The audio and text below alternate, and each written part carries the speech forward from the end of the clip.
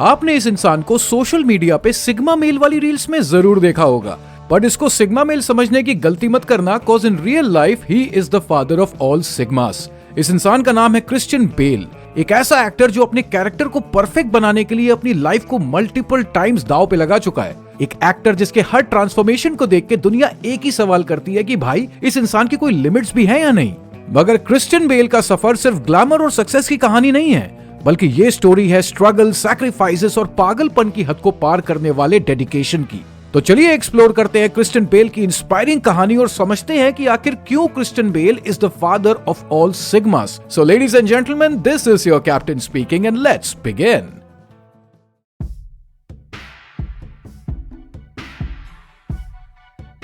Christian Bale का जन्म 30 जनवरी 1974 को इंग्लैंड के वेल्स में हुआ। क्रिश्चियन के फादर डेविड बेल एक एंटरप्रेन्योर थे और इनकी मदर जेनी एक सर्कस परफॉर्मर थी।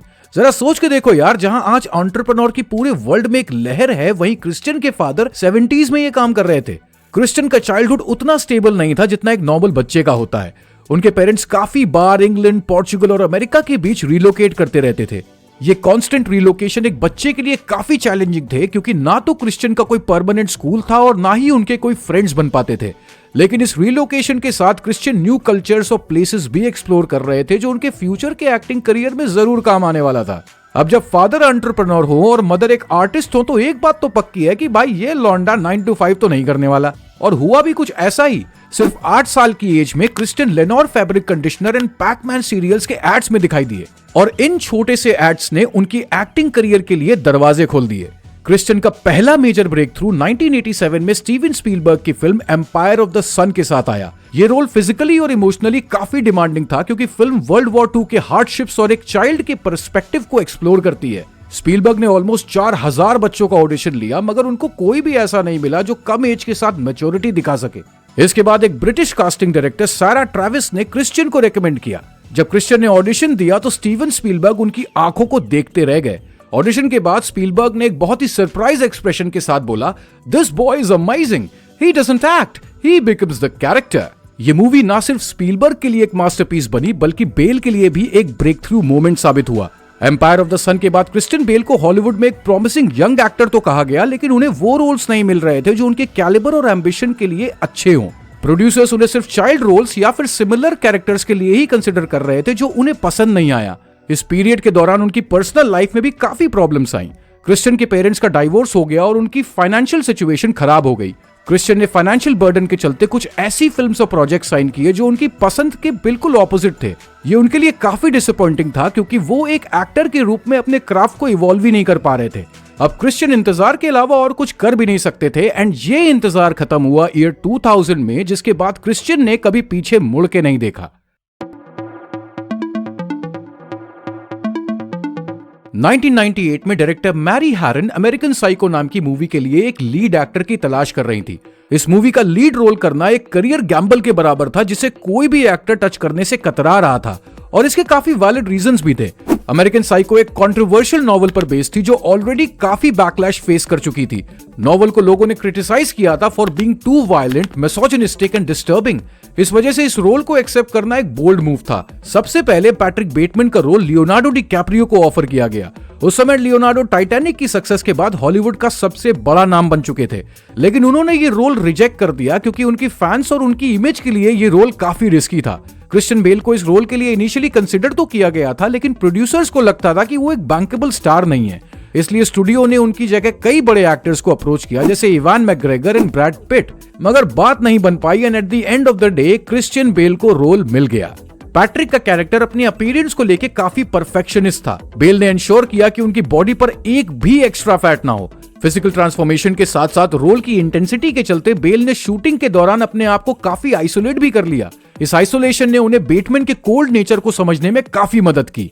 और जब 2000 में अमेरिकन साइको रिलीज हुई, तब कुछ लोगों को इसका वायलेंस एंड डार्क ह्यूमर समझ में नहीं आया, मगर धीरे धीरे लोगों ने क्रिश्चियन बेल के परफॉर्मेंस और फिल्म के डार्क थीम्स को अप्रिशिएट करना शुरू किया।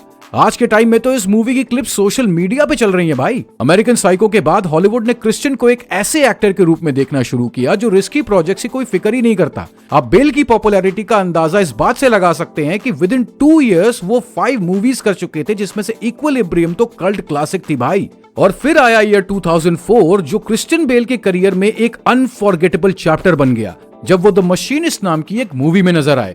ये फिल्म एक साइकोलॉजिकल थ्रिलर थी जिसमें बेल ने ट्रेवर रेजनिक का रोल प्ले किया था, एक इनसोम्नियाक फैक्ट्री वर्कर जो अपने गिल्ट के चक्कर में अपनी मेंटल और फिजिकल हेल्थ को बर्बाद कर लेता है। द मशीनिस्ट एक लो बजट फिल्म थी और इसलिए हॉलीवुड के बड़े स्टार्स इस प्रोजेक्ट को करने के लिए बिल्कुल भी इंटरेस्टेड नहीं थे, लेकिन बेल का पैशन और उनका नो ईगो एटीट्यूड उन्हें इस रोल के लिए परफेक्ट बनाता था। अब गौर से सुनना, cause this is going to blow your mind। इस मूवी की शूटिंग के पहले बेल का वेट था 82 केजीज, लेकिन शूटिंग के टाइम उन्होंने अपने वेट को 49 केजीज तक गिरा दिया। वो सिर्फ एक एप्पल और एक कैन ऑफ टूना खाते थे जो उनका पूरे दिन का मील होता था। ये डाइट सिर्फ 200 से 300 कैलोरीज पर डे प्रोवाइड कर पाती थी। इनफैक्ट डॉक्टर्स तक ने उन्हें वार्न किया था कि इतना वेट लूज करना उनके ऑर्गन्स और ओवरऑल हेल्थ के लिए डेंजरस हो सकता है, मगर बेल ने कहा I just want to disappear into the character. Bale के इस एक्सट्रीम वेट लॉस और ट्रांसफॉर्मेशन ने ऑडियंस और क्रिटिक्स को इक्वली शॉक और इंप्रेस किया। ये डेडिकेशन उनकी परफॉर्मेंस का हाईलाइट बना और द मशीनिस्ट एक और कल्ट क्लासिक बन गई। क्रिश्चियन बेल का ये ट्रांसफॉर्मेशन हॉलीवुड के गलियारों में डिबेट का मुद्दा बन गया, मगर ये तो सिर्फ शुरुआत थी। उन दिनों क्रिस्टोफर नोलन एक ग्रिटी बैटमैन मूवी बनाना चाहते थे। वो एक ऐसे एक्टर की तलाश में थे जो ब्रूस वेन और बैटमैन दोनों के कॉम्प्लेक्स कैरेक्टर को कन्विंसिंगली पोर्ट्रे कर सके। बेल की द मशीनिस्ट के लिए डेडिकेशन देखकर नोलन काफी इंप्रेस हुए और उन्होंने सोचा कि बेल ही बैटमैन के लिए परफेक्ट फिट होंगे। लेकिन जब बेल को बैटमैन का रोल मिला तब वो द मशीनिस्ट के बाद एक्सट्रीम अंडरवेट थे। बैटमैन के मस्कुलर फिजिक को अचीव करने के लिए उन्होंने अपनी बॉडी को बल्कअप करना शुरू किया एंड विद इन 6 मंथ्स उन्होंने अपना वेट 49 केजी से 86 केजी तक बढ़ा लिया। मगर बेल ने इतना ज्यादा वेट गेन कर लिया था कि वो ओवरवेट लगने लगे। इनफैक्ट क्रिस्टोफर नोलन ने तो उनको देखकर ये तक कह दिया था that I am looking for a Batman might not for a fat man. मगर अगले कुछ ही दिनों में उन्होंने अपने बॉडी फैट परसेंटेज को कम किया और बैटमैन के सूट में एडजस्ट हो गए। उन्होंने ब्रूस वेन के ट्रॉमेटिक पास्ट एंड बैटमैन के विजिलेंटे नेचर को पोर्ट्रे करने के लिए अपनी एक्टिंग स्किल्स का फुल यूज किया। एंड जब मूवी रिलीज हुई तो ऑडियंस ने बेल के बैटमैन को ग्राउंडेड और रिलेटेबल कहा। क्रिश्चियन ने बैटमैन के dark and serious super hero की इमेज को रीडिफाइन कर दिया, जो कि टिम बर्टन एंड जोएल शूमैकर की अर्लियर मूवीज से काफी अलग थी। बैटमैन बिगिंस के बाद क्रिश्चियन बेल एक ग्लोबल सुपरस्टार बन गए। इनफैक्ट उनकी अमेजिंग परफॉर्मेंसेस की वजह से नोलन को द डार्क नाइट ट्रायोलॉजी बनाने का कॉन्फिडेंस मिला। अब देखा जाए तो क्रिश्चियन के पास बैटमैन जैसी फ्रेंचाइज थी और उनको अपनी फिजिक को मेंटेन रखना चाहिए था, मगर क्रिश्चियन ने डिसाइड किया कि वो एक और चैलेंजिंग रोल करेंगे। एंड फिर ईयर 2006 में आई रेस्क्यू डॉन।